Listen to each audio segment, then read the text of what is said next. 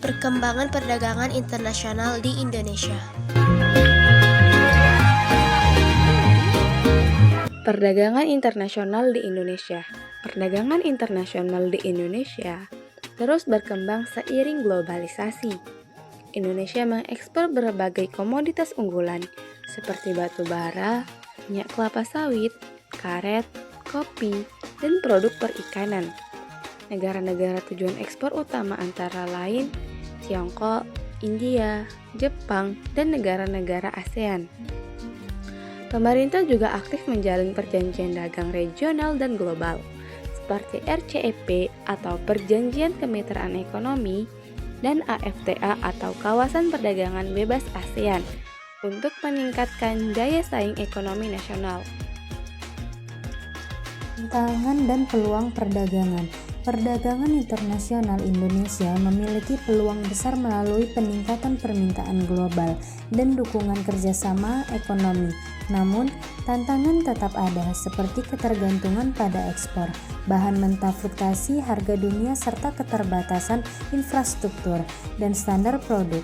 Dengan digitalitas, inovasi dan penguatan kualitas produk lokal, Indonesia berpotensi memperluas pasar ekspor secara berkelanjutan. Potensi sumber daya laut. Indonesia memiliki wilayah laut yang sangat luas, mencakup sekitar 2/3 dari total luas negara. Laut ini menyimpan potensi besar dalam berbagai sektor seperti perikanan, pariwisata, energi, dan pelayaran. Cadangan iklan Indonesia termasuk yang besar di dunia dan menjadi andalan dalam ekspor serta ketahanan pangan nasional. Selain itu, destinasi wisata bahan seperti Raja Ampat, Labuan Bajo, dan Wakatobi telah dikenal secara internasional karena keindahan bawah lautnya. Indonesia juga memiliki potensi pengembangan energi terbarukan dari gelombang, arus, dan panas laut.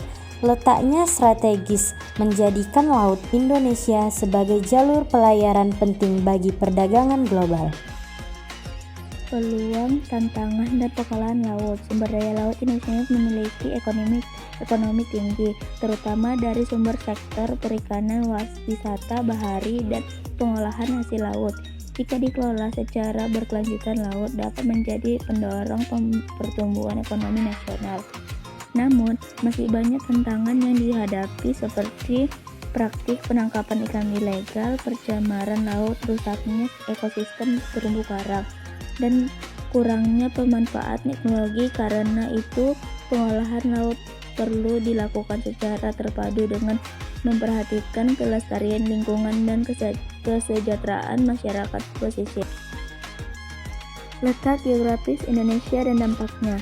Letak geografis Indonesia yang berada di antara dua benua, Asia dan Australia, secara dua samudra Pasifik dan Hindia, menjadikan negara ini sebagai titik strategis dalam jalur perdagangan dunia.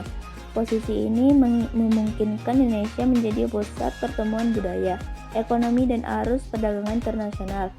Dampak positif dari letak geografis ini sangat besar, seperti kemudahan akses perdagangan, kekayaan sumber daya alam, serta keanekaragaman budaya yang bisa dikembangkan menjadi kekuatan peristiwa dan ekonomi kreatif. Namun Indonesia juga menghadapi dampak positif, terutama karena dapat berada di Cina Api Pasifik, Ring of Fire, dan menjadikan rawan terhadap gempa bumi, tsunami, dan letusan gunung api. Selain itu, kondisi geografis yang terletak menyebabkan ketimpangan pembangunan antara wilayah serta potensi konflik batas wilayah laut dengan negara tetangga.